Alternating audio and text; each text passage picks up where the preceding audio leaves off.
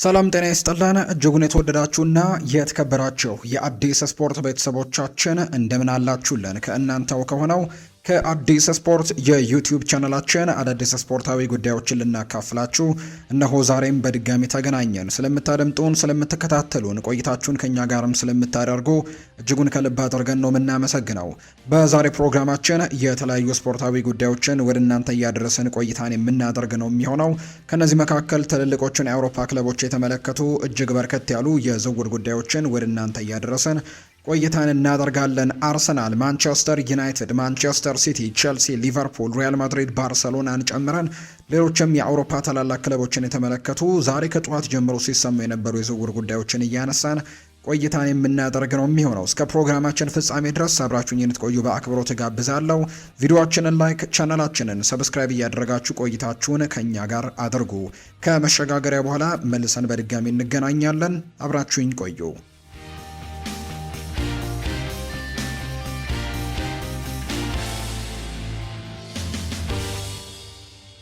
ዛሬ በርከት ያሉ የወዳጅነት ጨዋታዎች እየተደረጉ ይገኛሉ። እኛ ስቱዲዮ ባለንበት ሰዓት እንኳን በርከት ያሉ ጨዋታዎችን እየተመለከተን እንገኛለን። ቀደም ብሎም እንዲሁ የተደረገ ጨዋታ ለሱን በማስቀደም እንጀምር የዛሬ ፕሮግራማችንን። ቶተንሃም እና ቸልሲ የወዳጅነት ጨዋታቸውን ዛሬ አድርገዋል። እነዚህ ሁለት የለንደን ከተማ ክለቦች እንደሆኑ ይታወቃል። አንደኛው የሰሜን ለንደን፣ አንደኛው የምዕራብ ለንደን ክለቦች ናቸው፣ የእንግሊዝ ክለቦች ናቸው። ዛሬ ጨዋታቸውን አድርገዋል። ቶተንሃም ቸልሲን በማሸነፍ የወዳጅነት ጨዋታውን ድል ማድረግ ችሏል። 2-1 በሆነ ውጤት ነው የዛሬውን የወዳጅነት ጨዋታ ማሸነፍ የቻለው። የቶተንሃምን የድል ግቦችም ሳንድሮ ቶናሊ እና ሪቻርልሰን ናቸው። ኳስና መረብን ለቶትናም ለሮቤርቶ ዲዘርቢ ቡድን ማስቆጠር የቻሉት። በአንጻሩ ለቼልሲ ብራዚላዊው ኤስቴቫኦ ነው ኳስና መረብን ማገናኘት የቻለው። በቀጣይ ቼልሲ ከዩቬንቱስ ጋር ሌላ የወዳጅነት ጨዋታን እንደሚያደርግ ይታወቃል። ዕለተ ረቡዕ ላይ የሚደረግ መርሃ ግብር እንደሆነ ይፋ ተደርጓል። ባለፈው ደግሞ 6-4 በሆነ ውጤት ማሸነፋቸውን እናስታውሳለን። በዛ ጨዋታ ላይ ዣኦ ፔድሮ ሃትሪክ ሰርቶ እንደነበር እናስታውሳለን። ከዚሁ ከቼልሲ ጉዳዮች ጋር ካነሳን አይቀር ደግሞ ዣኦ ፔድሮ አዲስ ኮንትራት እንደቀረበለት ነው ይፋ እየተደረገ የሚገኘው። የምዕራብ ለንደኑ ክለብ ቼልሲም ለብራዚላዊው አጥቂያቸው ዣኦ ፔድሮ አዲስ ኮንትራት እንዳቀረቡለት ይፋ ተደርጓል። ዣኦ ፔድሮ በቡድኑ ያሳየው ጥሩ እንቅስቃሴን ተከትሎ የተሻሻለ አዲስ ኮንትራት እንደቀረበለት ይፋ ተደርጓል። የ24 ዓመቱ አጥቂ ዣኦ ፔድሮ ባለፈው ዓመት ቼልሲን በ7 ዓመት ኮንትራት መቀላቀሉ ይታወሳል። የተቀላቀለውም ከብራይተን ኤንድ ሆቭ አልቢየን እንደነበር የምናስታውሰው ነው። በዚህ የክረምት ተጫዋቾች የዝውውር መስኮት ግን ቼልሲዎች ከበርከት ካሉ ክለቦች የዚህን ተጫዋች ፍላጎት ያላቸውን ክለቦች ስንመለከትም እነሱም ሲመለከቱ እንደነበር እናስታውሳለን። ለምሳሌ ያክል ባርሰሎና የሮበርት ሌቫንዶስኪ ተተኪ ይሆናሉ ብለው ካሰቧቸው እጩዎች መካከል አንደኛው እንደነበር የምናስታውሰው ነው። ምንም እንኳን ባርሴሎናዎች በትልቁ የሁሊያን አልቫሬዝን ዝውውር ማጠናቀቅ ላይ ትኩረት ቢያደርጉም ወይም የሮበርት ሌቫንዶስኪ ትክክለኛ ተተኪ አድርገው ሁሊያን አልቫሬዝን ለማስፈረም ጥረቶችን እያደረጉ ቢገኝም ነገር ግን የዣኦ ፔድሮን ፍላጎት እንዳላቸው በተደጋጋሚ ተገልጿል። የባርሴሎና ስፖርቲንግ ዳይሬክተር ጭምር ደግሞ ዴኮ ጭምር ወደ እንግሊዝ መጥቶ ከቼልሲ አመራሮች ጋር ጭምር ንግግሮችን ሲያደርግ እንደነበር የምናስታውሰው ነው። ነገር ግን ቼልሲዎች ይህንን ተጫዋቻቸውን የመልቀቅ ምንም አይነት ፍላጎት የላቸውም። በሚቀጥለው የውድድር ዓመትም በቼልሲ ቤት በተለይ በአሰልጣኝ ቻቪ አሎንዞ ስር በቋሚነት የአጥቂ መስመሩን ይመራዋል ተብሎ የሚጠበቀው ተጫዋች ያው የ24 ዓመቱ ዣኦ ፔድሮ እንደሆነ ይፋ ተደርጓልና ቼልሲ፣ ባርሴሎናና ሌሎች ክለቦች ይህ ተጫዋች ላይ ለማስፈረም እንደሚፈልጉ ስለሚያውቅ ይሁን እንጂ ለሽያጭ እንደማያቀርቡትም በይፋ ነግረዋቸዋል። ሰማያዎቹ በቀጣይ ሳምንትም ለሌሎች ተጫዋቾችም በተመሳሳይ አዲስ ውል እንደሚያቀርቡ ይፋ ተደርጓል። ለዣኦ ፔድሮም እንዲሁ ውል እንደቀረበለት ነው የመረጃ ምንጮቹ ይፋ ያደረጉት። ዛሬ ከተደረጉ ጨዋታዎች መካከል ነው አንደኛው ቶትናም እና እንዲሁ ቼልሲ ያደረጉት መርሃ ግብር። እኛ ስቱዲዮ ባለንበት ሰዓት ይህንን መረጃ እንግዲህ ምንም እንኳን 12 ሰዓት ላይ ወደ እናንተ እናደርሰው እንጂ ይህንን ፕሮግራም ለማሰናዳት ቀደም ብለን ነው ዝግጅት የምናደርገው። ስለዚህ ጨዋታው እየተደረገ ያለበት ሰዓት ላይ ነው ይህንን መረጃ ወደ እናንተ እያደረሰን የምንገኘው። ሲቲ ከኢንተር ሚላን ጨዋታውን እያደረገ ነው። ማንቸስተር ዩናይትድ እና አትሌቲኮ ማድሪድም እንዲሁ ጨዋታቸውን እያደረጉ እንዳለ ነው እየተመለከትን የምንገኘው። በሌሎች ፕሮግራሞቻችን ደግሞ የእነዚህን ጨዋታ ውጤቶች በቀጣይ ይዘን የምንመለስ ነው የሚሆነው። ክለቦችን የተመለከቱ የዝውውር ጉዳዮችን እናንሳ። የማንቸስተር ዩናይትድ ጉዳዮችን ወደ እናንተ እናድርስ። ወደ ቤተሰቦቻችን ማንቸስተር ዩናይትድ ሉዊስ ሃልን የሚያደንቁት ሲሆን የቡድናቸው ስኳድን ለማጠናከር ተስማሚ ተጫዋች አድርገው ይመለከቱታል። በዚህ የክረምት የተጫዋቾች የዝውውር መስኮት ማንቸስተር ዩናይትድ የሉክ ሾው ተተኪ አድርጎ ከሚመለከታቸው ተጫዋቾች አንደኛው ተደርጎ ሲቆጠር ነበር። በተለይ የዝውውሩ መስኮት በተከፈተ የመጀመሪያ ሰሞኖችና አሁን ደግሞ ወደ መጨረሻው አካባቢ በጣም ጠንከር ብሎ ከማንቸስተር ዩናይትድ ጋር ስሙ እየተነሳ ይገኛል። በተለይ ማንቸስተር ዩናይትዶች የክንፍ መስመር ተጫዋች ላይ ማርከስ ራሽፎርድ አሁን በቡድኑ መቆየቱን ካረጋገጡ በኋላ ይበልጡኑ የፉል ባኩን ቦታ ማጠናከር ላይ ትኩረት ሊያደርጉ እንደሚችሉ የግራ ፉል ባኩን ማጠናከር ላይ ትኩረት እንደሚያደርጉ የሚያሳዩ መረጃዎች አሉ። ሉክ ሻው እድሜው እየገፋ እየሄደ ይገኛል። ከዛ ውጪ ለዛ ቦታ ተብሎ ደግሞ የመጣው ፓትሪክ ዶርጉም ቢሆን ደግሞ ወደፊት ጠጋ ብሎ በማጥቃቱ መስመር ላይ ሲጫወት የተሻሉ እንቅስቃሴዎችን ማሳየት የሚችል አይነት ተጫዋች ተደርጎ ይቆጠራል። በማይክል ካሪክ ስር በተለይ አሰልጣኝ ሩበን አሞሪም ነው ይህንን ነገር ሲሞክር የተመለከተ ነው። የዓለም ዋንጫን ምክንያት በማድረግ አማድ ዲያሎና ብሪያን ኤምቤሞ ወደ አፍሪካ ዋንጫው ባመሩበት ወቅት የነበራቸው የተጫዋቾች አማራጮች እጥረት ያንን ነገር ሲያደርጉ እንደነበር እናስታውሳለን እና በዛ ምክንያት ግን ጥሩ ነገሮችን ማሳየቱን ተከትሎ አሁን ላይ ፓትሪክ ዶርጉ ወደ ማጥቃቱ ጠጋ ብሎ ሲጫወት የተሻሉ እንቅስቃሴዎችን ማድረግ ይችላል ብለው በርካቶች እንዲያምኑ አድርጓል እና በዚህ ምክንያትም የግራ ፉል ባክ ላይ ጉድለቶች እንዳይኖሩ ያንን ቦታ በትክክል መድፈን እንዳለባቸው ማንቸስተር ዩናይትዶች ይሰማቸዋል። ስለዚህም ሉዊስ ሆለን በዚህ የክረምት የተጫዋቾች የዝውውር መስኮት ለማስፈረም በተለያዩ ጊዜያት ስማቸው ሲነሳ ሰምተናል። በእርግጥ ነው በእጩ ዝርዝሮቻቸው ውስጥ ሌሎች ተጫዋቾችም ይገኛሉ ተብሎ ይታሰባል። ነገር ግን ኒውካስል ዩናይትድ ዝውውሩን እንደሚያወሳስቡት ነው መረጃዎች እየጠቆሙ የሚገኙት። እንደ ትልቅ ምክንያትነት የሚነሳው በዚህ የክረምት የተጫዋቾች የዝውውር መስኮት አንደኛ ኒውካስል ዩናይትድ በጣም በርከት ያሉ ተጫዋቾቹን በተለይ በትልልቅ ገንዘቦች ነው እየለቀቀ የሚገኘውና ጥሩ የሚባል ገቢዎችን መሰብሰቡን ወይም ጥሩ የሚባል ገንዘቦችን መሰብሰቡን ነው በርካቶች የሚያነሱት። ለምሳሌ ሳንድሮ ቶናሊን ወደ 100 ሚሊዮን ፓውንድ አካባቢ ወጥቶበት ወይም ተቀብለው ነው ወደ ቶተናም ሆትስፐርስ የሸኙት። አንቶኒ ጎርደን ወደ 80 ሚሊዮን አካባቢ ወጥቶበታል። ከዛ ውጪ አሁን እንኳን ወደ አርሰናል ለመቀላቀል በጣም ከጫፍ የደረሰው ብሩኖ ጊማሬሽ እንኳን 77 ሚሊዮን ፓውንድ አካባቢ ኒውካስል ዩናይትዶች ከነዚህ ተጫዋቾች ይቀበሉና በጣም በርከት ያሉ ገንዘቦችን አግኝተዋል ተብሎ ስለሚታመን ከዚህ በኋላ ያሉ ወሳኝ ተጫዋቾቻቸውን በክለቡ ስለማቆየት እንጂ ስለመልቀቅ እቅድ እንደሌላቸው የሚያሳዩ ነገሮች ያሉ። ስለዚህ ሉዊስ ሆል በቀጣይ ማንቸስተር ዩናይትድን ይቀላቀላሉ ወይ? ምናልባት ውስብስብ ሊሆን እንደሚችልና ኒውካስል ዩናይትድ በቀላሉ ይህንን ተጫዋች የመልቀቅ ፍላጎቶችን ላያሳይ እንደሚችል የሚጠቁሙ መረጃዎችን ነው የሰማ ነው።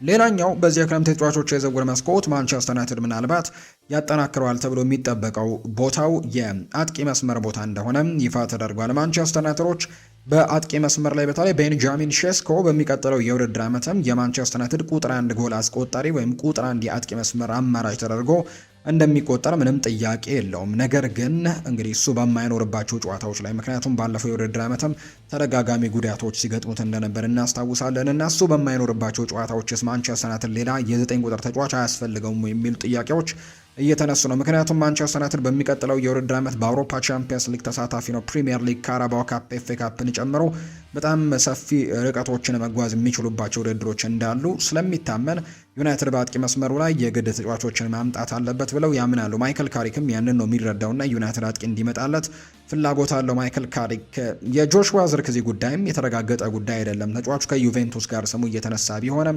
ተጫዋቹ በማንቸስተር ዩናይትድ መቆየት ፈልጋለሁ ቢልም ነገር ግን የመልቀቅ ዕድሎች እንዳሉት የሚጠቁሙ መረጃዎች ደግሞ ቀላል አይደሉም እና ጆሹዋ ዝርክዚ ክለቡን ለቆ የሚወጣ ከሆነ የግድ ማንቸስተር ዩናይትድ የ9 ቁጥር ተጫዋች ማስፈረም ይኖርበታል ተብሎ ይታሰባል። ሰሞኑን አንድ ተጫዋች ከማንቸስተር ዩናይትድ ጋር ስሙ ሲነሳ ሰምተናል። የአስተን ቪላው ኦሌ ዋትኪንስ ነው። አሁንም ከማንቸስተር ዩናይትድ ጋር እየተነሳ የሚገኘው ዩናይትዶችም ኦሌ ዋትኪንስን ለማስፈረም በቁም ነገር እየተከታተሉት እንደሆነ ይፋ ተደርጓል። አስተን ቪላ ወደ 35 ሚሊዮን ፓውንድ የሚጠጋ የዝውውር ጥያቄ ከደረሰው ለመሸጥ ሊስማማ የሚችልበት እድሉ እንዳለ እየተነገረ ነው። ካሪክ ከቤንጃሚን ሼስኮ ጋር ሊሆን ወይም ደግሞ ቦታውን ሊይዝ የሚችል ለቀጣዩ የውድድር ዘመንም ደግሞ አዲስ አጥቂ እንደሚፈልግ ይታመናል። ስለዚህም ለዚህ ተስማሚ ኦሌ ዋትኪንስ ሊሆን እንደሚችል ነው ማቴዎ ሞሬቶ የተባለው የመረጃ ምንጭም ይፋ እያደረገ የሚገኘው።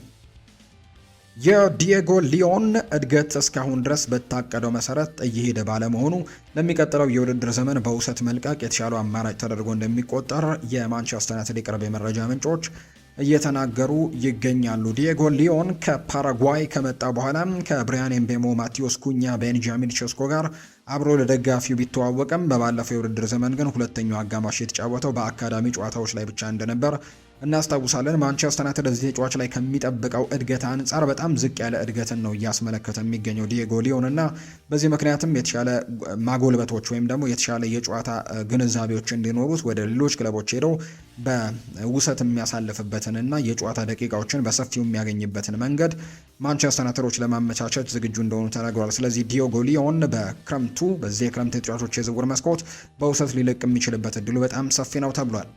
ብሩኖ ሚጌል ፈርናንዴስ፣ ዲየጎ ዳሎ እና ማቲዮስ ኩኝህ በሚቀጥለው ሳምንት ወደ ቅድመ ውድድር ዘመን ዝግጅት ይመለሳሉ ተብሎ ይጠበቃል። በዓለም ዋንጫው ላይ ጥሩ የሚባሉ ጊዜያቶችን እንግዲህ ወይም ደግሞ ጥሩ የሚባሉ ጉዞዎችን አሳልፈዋል። ያን ያክል የሚጠበቀውን ያክል ውጤት እንኳን ባያመጡም ፖርቱጋልም ብራዚልም የሚጠበቀውን አይነት ውጤቶችን ባያመጡም ነገር ግን እነዚህ ሶስት ተጫዋቾች ከዓለም ዋንጫው ከእረፍታቸው በኋላ አሁን ወደ ማንቸስተር ዩናይትድ የፕሪሲዝን ስብስብ ይመለሳሉ ተብሎ እንደሚጠበቅ ነው የመረጃ ምንጩ ይፋ ያደረገው።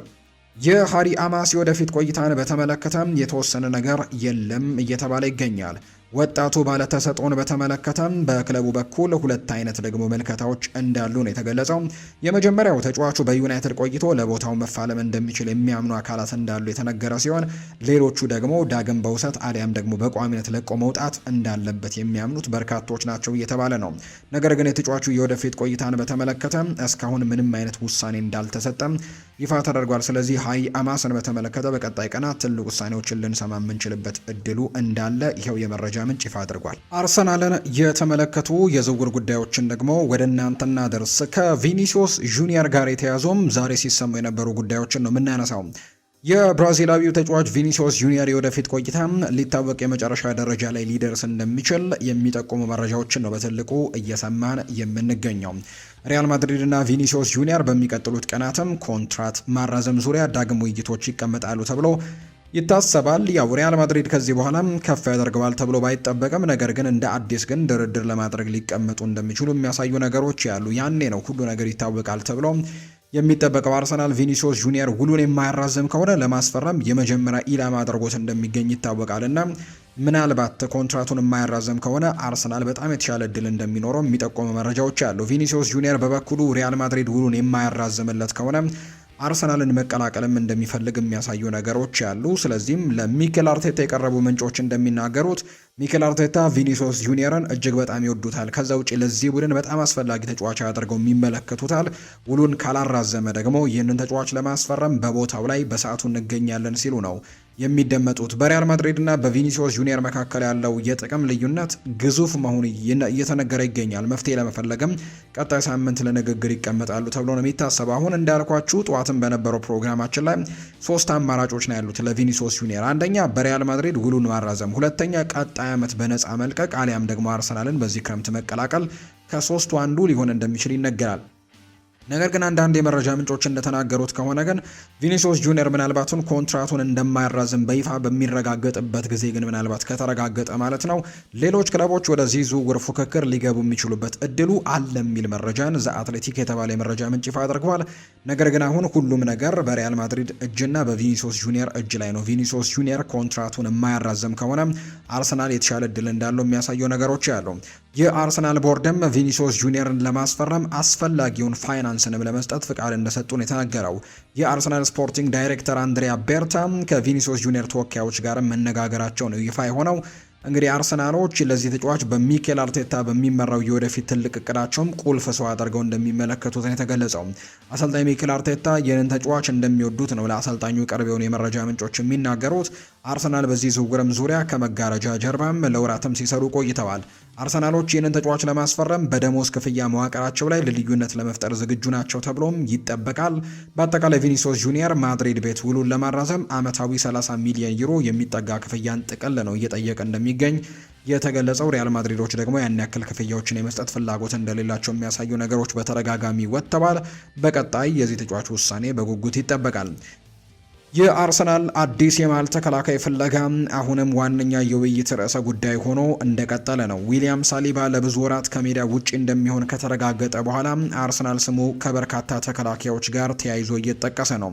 ከነዚህ መካከልም ኤዝሬል ኮንሳ፣ ጃኮብ ራሞን፣ ጆን ማርቲን እና የቶተናሙ ካፕቴን ክሪስቲያን ሮሜሮ ስማቸው እየተነሳ እንደሚገኝ ይፋ ተደርጓል። ነገር ግን አስተን ቪላ ለኤዝሬል ኮንሳ 60 ሚሊዮን ፓውንድ መጠየቅን መጠየቁ እየተሰማ ይገኛልና አርሰናል ወደ ኋላ እንዳይመለስም ያደርገዋል ተብሎ ይታሰባል፣ ወይም ይህንን ዝውውር እንዳያደርግ ሊያደርገው ይችላል ተብሎ ይታሰባል። በሌላ በኩል ጆን ስቶንስ ወደ ኢንተር ሚላን መዘወሩ ይፋ ተደርጓል። ሆኖም አንድ ግልጽ አማራጭ እስካሁን ችላ የተባለ የሚመስል አንድ ዝውውር አለ። የ18 ዓመቱ አውስትራሊያዊው የመሃል ተከላካይ ሉካስ ሄሪንግተን የሚባል ተጫዋች አለ። በኮሎራዶ ራፒድስ ነው የሚጫወተው። ይህ ክለብም ለአርሰናል ከሚያስተዳድረው የጆሽ ክሬንኬ ቤተሰብም ባለቤትነት ያለው እንደሆነ እየተነገረ ነው። ስለዚህም ይህንን ተጫዋች በዚህ ክረምት በዓለም ዋንጫ ለአውስትራሊያ ብሔራዊ ቡድን በመጀመሪያ 11 የተሰለፈ ትንሹ ተጫዋች በመሆንም ታሪክን መስራቱን እናስታውሳለን እና ዘ አትሌቲክ ሄሪንግተንን ረጅም ቁመት ያለው ተጫዋች ነው። በኳስ ላይ በጣም የተረጋጋ ነው። ወደፊት ትልቅ ኮከብ መሆን የሚችልም ተከላካይ አድርጎ ይናገርለታል የአውስትራሊያው ተከላካይ። ስለዚህም በሚቀጥለው የውድድር ዓመት ምናልባት በአርሰናል ልንመለከታቸው እንችላለን። ጊዜያዊ መፍትሄም ሊሆኑ ይችላሉ ተብለው ከሚጠበቁ ተጫዋቾች መካከል አንደኛው ተደርጎ ሊቆጠር ይችላል። ባርሴሎና ለሱ ያቀረበው ጥያቄ ውድቅ ሲደረግበት 14 የአውሮፓ ክለቦች ፊርማውን ለማግኘትም ፉክክር ውስጥ መሆናቸውን የሚጠቁሙ ነገሮች አሉ። አርሰናል ግን ምናልባት ይህንን ተጫዋች ለማስፈረም ሙሉ ለሙሉ ቁርጠኛ የሚሆን ከሆነ የተሻሉ እድሎችን ሊያገኝ የሚችልበት እድሉ እንዳለ ነው የመረጃ ምንጩ የጠቆመው። የኢታን ንዋኔሪ የአርሰናል ቆይታ አሁንም ግልጽ አይደለም። የ19 ዓመቱ ተጫዋችም በፈረንሳይ ክለብ ማርሴይ በውሰት ባሳለፈበት ጊዜ ተጠባቂውን ደረጃ ማሳየት አልቻለም ነበር። በፍሬንች ሊጓን በ9 ጨዋታዎችም 2 ጎሎችንና 1 አሲስትን ብቻ ነው ያስመዘገበው። በኮፕ ደ ፍራንስም 2 ጨዋታዎችን አድርጓል። በአጠቃላይ በ2025/26 የውድድር ዘመን አጠቃላይ 412 ደቂቃዎችን ብቻ ነው ሜዳ ላይ ያሳለፈው። ኢታን ንዋኔሪ በሚኬል አርቴታ የፕሪሚየር ሊግ ሻምፒዮን ቡድን ውስጥም ቋሚ ቦታን ማግኘት ስላልቻለ በዚህ ክረምትም ዳግም በውሰት ወይም በቋሚነትም ክለቡን ሊለቅ የሚችልበት እድሉ ሰፊ እንደሆነ እየተነገረ ነው። በሪፖርቱ መሰረት ኤሲ ሚላን፣ ፉልሃም፣ ኤቨርተን እና አርቢ ላይፕዚግ የተጫዋቹን ሁኔታ በቅርበት የሚከታተሉ ክለቦች ናቸው። ኤሲ ሚላን አርሰናል ወደፊት መልሶ የመግዛት ወይም ባይባክ ክሎዝ የምንለው መብትን የሚያካትት ጥያቄን ለማቅረብም እየተዘጋጀ መሆኑ ተነግሯል። ይህ አቀራረብ ማንቸስተር ሲቲ ቀደም ሲል የተጠቀምበትን ስልትም እንዲሁ ይጠቀማል ተብሎ ይታሰባል። ሲቲ ጄምስ ትራፎርድን በ2023 በ15 ሚሊዮን ፓውንድ ከሸጡት በኋላ ለበርን ላይ በ2025 ደግሞ በ27 ሚሊዮን ፓውንድ መልሰው ገዝተውታል። እንደዚህ አይነት ስራዎችን በመስራት ደግሞ በጣም በትልቁ የሚታወቀው ሪያል ማድሪድ ነው። በኒኮ ፓዝ ላይ በቅርቡ ያደረገውን ነገር እናስታውሳለን። ኒኮ ፓዝን ለኮሞ በጣም በትንሽ የሚባል ገንዘብ ከሸጡላቸው በኋላ መልሶ ለመግዛትም በጣም ትንሽ የሚባል ገንዘብ ነበር የተጠቀሙት 9 ሚሊዮን ዩሮ አካባቢ መልሰው አምጥተውት አሁን ግን በ60 ሚሊዮን ዩሮ አካባቢ ተጫዋቹን መልሰው መሸጣቸው ይታወሳልና ይሄ ባይባክ ክሎዝ በጣም ጥሩ ሊሆንላቸው እንደሚችል ይታመናል። አርሰናልም ለኢታን ንዋኔሪ ተመሳሳይ የመልሶ የመግዛት መብትን ቢያስቀምጥ ተጫዋቹ በሌላ ክለብ በቋሚነት የመጫወት እድልን ያገኛል። አንደኛ ነገር። ሁለተኛ ነገር አርሰናል ደግሞ የረጅም ጊዜ ዋጋውን ወደፊት የመመለስ እድሉን ማስጠበቅ ይችላል። ምናልባት ተጫዋቹ በትልቁ መሻሻል የሚችል ከሆነ ራሱን በደንብ ማሳየት የሚችል ከሆነ አርሰናል በሚቀጥሉት ጊዜያትም መልሶ ይህንን ተጫዋች ለማምጣት የተሻለ እድል ሊኖረው እንደሚችል የሚጠቁሙ መረጃዎችን ነው እየሰማን የምንገኘው። ሊቨርፑልን የተመለከቱ መረጃዎችን እንንገራችሁ። የሊቨርፑል የክንፍ መስመር ተጫዋች የሆነ ኮዲ ጋክፖ አሁን ላይ የቶትናም ግንባር ቀደም ተፈላጊ ተጫዋች እንደሆነ የሚያሳዩ ነገሮች ያሉ። የሮቤርቶ ዲዘርቢ ቡድን በዚህ ክረምት የተጫዋቾች የዝውውር መስኮት በርከት ያሉ በተለይ በመከላከሉ ላይ እና በአማካይ ስፍራው ላይ ራሱን በደንብ ያደሰ ቡድን እንደሆነ የሚታወቅ ነው። በተከላካይ መስመር ላይ እና አንድሪው ሮበርትሰንን በነጻ ከሊቨርፑል አስፈርመዋል። ዣን ፖል ቫን ሄክን ከብራይተን ኤንድ ሆቭ አልቢየን ማስፈረሙን እናስታውሳለን። ማርኮስ ሴንሲን ከቦርንመዝ ማምጣታቸውን እናስታውሳለን። የመከላከል ስፍራቸውን በደንብ አጠናክረዋል። በግብ ጠባቂነት ቦታ ላይ እንዲሁ ያመጣቸው ተጫዋቾች እንዳሉ እናውቃለን። ከዛ ውጪ ግን በአማካይ ስፍራ ላይ ማቴዎስ ፈርናንዴስ እንዲሁ ደግሞ ሳንድሮ ቶናሊንም ጭምር ማምጣት ችለዋል። በሚቀጥለው የውድድር ዓመት ተፎካካሪ ሆኖ ለመቀጠል ያለፉትን 2 የውድድር ዓመታትን ያጠናቀቀበት 17ኛ ደረጃ ላይ ዳግም ዝር ላለ ማለት በሚቀጥሉት የውድድር ዓመታት ጠንክሮ ለመመለስ አሁን ደግሞ የማጥቃት መስመሩን በትልቁ ለማጠናከር ፍላጎት እንዳላቸው ይነገራል። ከቶተናም ጋር በጣም በርከት ያሉ ስሞችን እየሰማን ነው። ሳቪኒሆን ከማንቸስተር ሲቲ ማስፈረም ፍላጎት እንዳለው በተደጋጋሚ ሲገለጽ እንደነበር እናስታውሳለን። አሁን ላይ ትልቁ ፍላጎቱም ኔዘርላንዳዊውን የሊቨርፑል ተጫዋች የሆነ ኮዲ ጋክፖን ማስፈረም ላይ ትኩረት ሊያደርጉ እንደሚችሉ እየተነገረ ነው። በሚቀጥሉት ጥቂት ሳምንታት ቶተናም የሊቨርፑልን ኮከብ ኮዲ ጋክፖ ላይ ትልቅ እንቅስቃሴዎችን ያደርጋል ተብሎ እንደሚጠበቅ የመረጃ ምንጩ ይፋ አድርጓል። ኢንተር ሚላኖች ባለፉት ጥቂት ቀናት ከሊቨርፑል ጋር እንደገና ግንኙነቶችን ጀምረዋል። ለ3 እና 4 ሳምንታት ተቋርጦ የነበረው የዝውውር ድርድር ለከርቲስ ጆንስ እንደገና ግንኙነት ተጀምሯል ተብሏል። ሊቨርፑል አሁንም 40 ሚሊዮን ዩሮ መጠየቁን እንደቀጠለ ነው ፋብሪዚዮ ሮማኖ የሚናገረው። ኢንተር ሚላን ደግሞ ከርቲስ ጆንስ ወደ ክለቡ መቀላቀል እንደሚፈልግ ያምናል የተባለው ነገር ግን ስምምነቱ አሁን ላይ በመጠናቀቅ ደረጃ ላይ አይደለም ተብሎ ነው የሚጠበቀው። እንደ ፋብሪዚዮ ሮማኖ መረጃ መሰረት ኢንተር ሚላኖች ግን ከርቲስ ጆንሰን ለማስፈረም ያቀረቡት ጥያቄ እንግዲህ እያሻሻሉ ይገኛሉ። አሁንም ኢንተር ሚላን እንግሊዛዊውን የሊቨርፑል አማካይ ከርቲስ ጆንሰን በገበያው ለጠቅላላው ያቀረበው ዋጋ ወይም ጥያቄ ወደ 30 ሚሊዮን ፓውንድ አካባቢ እንዳደረሱት ነው የተነገረው። የመርሲሳይዱ ክለብ ሊቨርፑል ግን የተጫዋቹን ውል ለመልቀቅም የጠየቀውን 35 ሚሊዮን ፓውንድ ላይ አሁን ላይ ጸንቶ እንደሚገኝ የመረጃ ምንጩ ይፋ እያደረገ እንደሚገኝ ነው የተገለጸው። ፍሎሪያን ቬርትስ ይናገራል። በዚህ የውድድር ዘመን ሁሉንም ከዜሮ እንጀምራለን ብሏል ፍሎሪያን ቬርትስ ሲናገር። ይሄ የቅድመ ውድድር ካምፕም አዲስ ጅማሮ ነው። በዚህ ዓመት ብዙ ነገሮችን ማሻሻል አለብን። ለሁለተኛው የውድድር ዘመንም በጣም ጓጉቻለሁ ሲልም ጭምር ይናገራል ፍሎሪያን ቬርትስ። ጆ ጎሜዝ በጉዳት ምክንያት የውድድር ዓመቱን መጀመሪያም ያመልጠዋል ተብሏል። የሊቨርፑሉ ተከላካይ የሆነው ጆ ጎሜዝ ከሰንደርላንድ ጋር በተደረገው የቅድመ ውድድር ዝግጅት ጨዋታ ላይ በደረሰበት የጡንቻ ጉዳት ምክንያት ከሜዳ ውጪ መሆኑ የሚታወስ ነው። አዲሱ የሊቨርፑል አሰልጣኝ አንዶኒ ኢራኦላ እንደገለጹት ጆ ጎሜዝ ለማገገም ወደ 1 ወር ገደማ ወይም ከ3 እስከ 4 ሳምንታት ይወስድበታል። በዚህ ምክንያት የፕሪሚየር ሊጉ መክፈቻ ጨዋታ ከሜዳ ውጪ ኒውካስል ዩናይትድ ጋር ሲደረግ ለቡድኑ መሰለፍ እንደማይችል ነው የመረጃ ምንጩ ይፋ ያደረገው። አንዶኒ ኢራኦላ ይናገራል። ጆ ጎሜዝ የጡንቻ ጉዳት አጋጥሞታል። ወደ 1 ወር ገደማም ከሜዳ ይርቃል። የውድድር ዓመቱ የሚጀምርበት ወቅትም እሱን ደግሞ ለማግኘትም አይቻልም። ነገር ግን ከዚያ በኋላ ግን ብዙ የሚቆይ አይሆንም ተብሎ እንደሚጠበቅ ነው የመረጃ ምንጩ ይፋ እያደረገ የሚገኘውና ሊቨርፑሎች የጆ ጎሜዝ ጉዳት እንዳለ ነው የመረጃ ምንጩ ይፋ እያደረገ እንደሚገኝ ዘገባው የተናገረው። ሌላኛው የምናነሳው ጉዳይ ደግሞ የሪያል ማድሪድ ጉዳዮችን ይሆናል። ሪያል ማድሪድ የቪኒ ጁኒየርን የኮንትራት ማደሻ ቦነስ ጥያቄን ያልተቀበለበት ዋናው ምክንያት ወደፊት በሚደረጉ የሌሎች ተጫዋቾች የኮንትራት ማደሻ ንግግሮች ላይ የሚያሳድረው ተከታታይ ተጽዕኖ ይኖራል ብለው በመፍራት ነው። በ2024 በተቀበለው የፊርማ ቦነስ ምክንያትም የበለጠ ከፍተኛ ገቢ የሚያገኘው የኬሊያን ምባፔ ክፍያን እንደ ምሳሌነትም እየጠቀሱት እንደሚገኝ ተገልጿል። በዚህ ምክንያት በቀጣይ ተጫዋቾችን ኮንትራት ስለማራዘም ሲያነጋግሩ እንዳይበላሽባቸው ነገር በማሰብ ነው የቪኒ ጁኒየርን ከዚህ በላይ ከፍ የማድረግ እቅድ እንደሌላቸው የሚገለጸው። በሪያል ማድሪድ ውስጥ በዚህ የዝውውር መስኮት ቪኒ ጁኒየርን ለመሸጥ የሚደግፉ ቁልፍ ሰዎች እንዳሉም ይነገራል። ወይም ደግሞ ይሸጥ ብለው የሚያስቡ የሪያል ማድሪድ ሰዎች እንዳሉ ነው የሚነገረው። የመጨረሻ ውሳኔ እርግጥ ነው ሁልጊዜም የቪኒሲዮስ ጁኒየር ትልቁ ደጋፊ በሆነውና በፍሎሬንቲኖ ፔሬዝ እጅ ላይ እንደሆነ ይነገራል።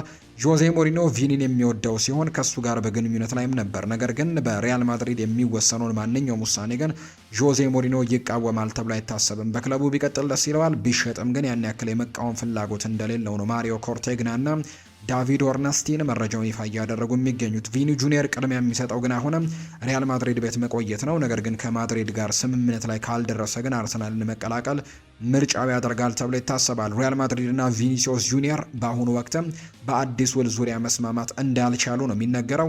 የስምምነቱ ትልቅ ችግር የምስል መብትና የፊርማ ጉርሻ ገንዘብ ዙሪያ መሆኑ ለተጫዋቹ ቅርበት ያላቸው የመረጃ ምንጮች ይናገራሉ። አሰልጣኝ ጆዜ ሞሪኖ ከቪኒሲዮስ ጁኒየር ጋር በቀጥታ ለበርካታ ጊዜያት መነጋገራቸው ይፋ ተደርጓል። ጆዜ ሞሪኖ ቪኒሲዮስን አስፈላጊ መሆኑን ለራሱ በቀጥታ መናገራቸውን የተዘገበው። ይሁን እንጂ ሪያል ማድሪድ ከስምምነት ካልደረሰ ግን ሌላ ትልቅ የአውሮፓ ክለብ ወደ ፉክክሩ ይገባል የሚል እምነት አላቸው ነው የተባለው። ሎስ ብላንኮቹ ቪኒሲዮስ ላይ ፍላጎት ያለው አርሰናል ብቻ አይደለም የሚል እምነት ነው ያላቸው፣ ወይም ሌሎች ክለቦችም ይመጣሉ የሚል ሀሳቡ አላቸው። አርሰናል በበኩሉ ግን የተጫዋቹ ኮንትራት ሁኔታን ቅርበት እየተከታተለ እንደሚገኝ ነው የመረጃ ምንጩ ይፋ ያደረገው። አረቢ ለብዚሽ በሪያል ማድሪድ የቅርብ ጊዜ ጥያቄ እስካሁን ምላሽ አልሰጠም። በዚህ ምክንያት ባለፉት 24 ሰዓታት ውስጥ ድርድሩ በከፍተኛ ሁኔታ ተቀዛቅዟል የሚሉ ጉዳዮች ያሉ ከያን ዲዮማንድ ጋር በተያዘ ይህም በማድሪድ በኩል ጥቂት መገረሞችን ፈጥሯል ተብሏል። ምንም ያልተጠበቀ ነገር ካልተከሰተ በስተቀር በሊያብዚሽ ያሁኑ እቅድ ያን ዲዮማንድም አሁን ላይ ክለቡን ለቆ እንደሚወጣ የተረጋገጠ ጉዳይ ነው። ነገር ግን ምናልባት ዛሬ በስብስብ ውስጥ ይካተታል ኦስትሪያ ልምምድ ካምፕ ውስጥ እንዲጓዝ ተብሎ ተጠብቆ ነበር። ነገር ግን ሳይካተት ቀርቷል። ዲዮማንድ ጉዳዩ ተነግሮታል። ሆኖም ግን ከጉዞ መቅረቱ ይፋ ተደርጓል። የመጨረሻው ውሳኔም ደግሞ ይጠበቃል። በቀጣይ መቼ ነው ወደ ሪያል ማድሪድ አመርቶ የሕክምና ምርመራውን የሚያደርገው የሚለው ይጠበቃል። እንደ ፍሎሪያን ፕላተንበርግ ዘገባ ወደ ሪያል ማድሪድ መዞር ይፈልጋል። በአእምሮም ለሊያብዚሽ ደግሞ ያንን ተለያይቷል።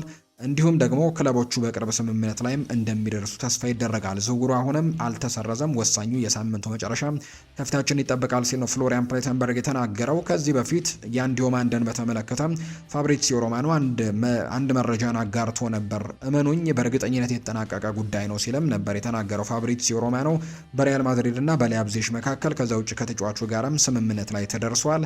ልክ ቼልሲ የገባውን የማክሰንስ ላክሯን ዝውውር ማስታወስ ይኖርባቸዋል። ወዲያው አልተፈረመም። ሂርዊጎ ከተባለ በኋላ ከ7 ቀናት በኋላ አካባቢ ነው ይህ ዝውውር ይፋ የተደረገው በቼልሲ። እንደዛ ሊሆን ይችላል የያን ዲዮማንደም ጉዳይ። ስለዚህ የዝውውር መጠናቀቁ አይቀሬ ነው ሲል ነው ፋብሪዚዮ ሮማኖ መረጃውን ይፋ ያደረገው። የ2026 የካፍ ዓመታዊ ሽልማት ስነ ስርዓት በናይጄሪያ ርዕሰ መዲና ሌጎስ እንደሚካሄድ ነው የተገለጸው። የሽልማት ስነ ስርዓቱም በሌጎስ የዋሌ ሳዩካ የባህልና የጥበብ ማዕከልም እንደሚካሄድ ነው ይፋ የተደረገው። በሽልማት ስነ ስርዓቱ ላይ የአፍሪካ ምርጥ ተጫዋች፣ የአፍሪካ ምርጥ አሰልጣኝ፣ የአፍሪካ ምርጥ አሰልጣኝ በሁለቱም ጾታዎች እንዲሁም ደግሞ ሌሎች ሽልማቶችም ይደረጋሉ ተብሎ እንደሚጠበቅ ነው የመረጃ ምንጩ ይፋ ያደረገው። ዋንጫው የራሴ ነው የፈለኩትን አደርገዋለሁ ብሏል። ቤንጃሚን ሜንዲ ነው ይህንን ሀሳብ የሰጠው። ፈረንሳዊው ተጫዋች ቤንጃሚን ሜንዲ 2018 ያሸነፈውን የዓለም ዋንጫ ቅጂ በጨረታ ሽጦታል።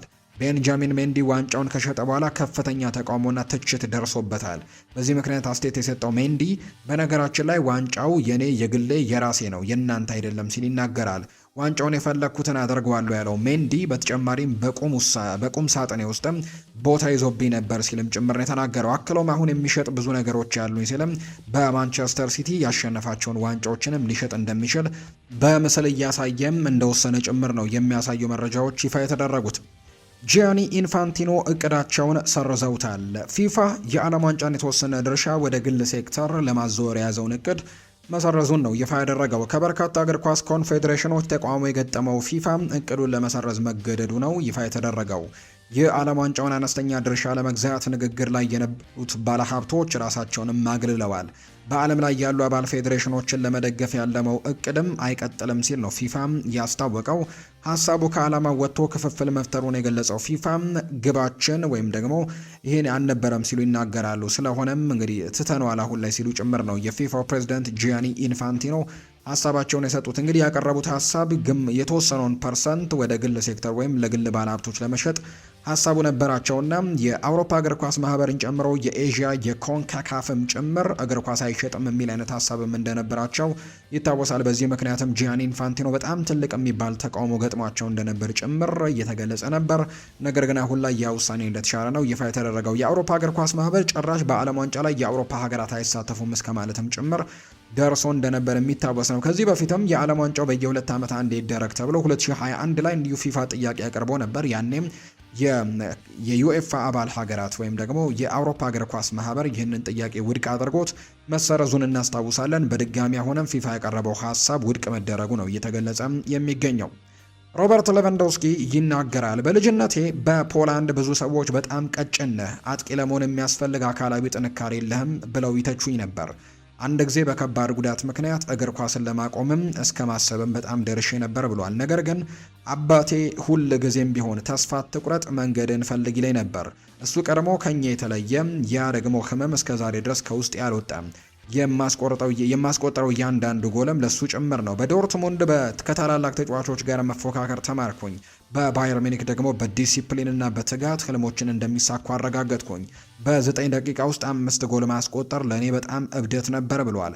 ነገር ግን ከሁሉም ሪከርዶች በላይ የሚያስደስተኝ በዋርሶ ያለ አንድ ትንሽ ልጅ ሌቫንዶስኪ ከቻለ እኔም እችላለሁ ብሎ ሲያምን ነው ሲልም ጭምር ይናገራል። ሮበርት ሌቫንዶስኪ ሀሳቡን ሲናገር አሁን ላይ ከባርሴሎና ለቀው በአሜሪካን ሜጀር ሊግ ሶከር እየተጫወተ እንደሚገኝ የሚታወቅ ጉዳይ ነው። የተወደዳችሁና የተከበራችሁ ቤተሰቦቻችን ለዛሬ ያዝንላችሁ አዳዲስ ስፖርታዊ ጉዳዮቻችን እነዚህ ነው የሚመስሉት። ስላደመጣችሁን፣ ስለተከታተላችሁን፣ ቆይታችሁን ከኛ ጋርም ስላደረጋችሁ እጅጉን ከልብ አድርገን እናመሰግናለን። ፉአድ ባህሩ የዛሬውን ፕሮግራም እየመራው ከእናንተ ጋር ቆይታን አድርጌያለሁ።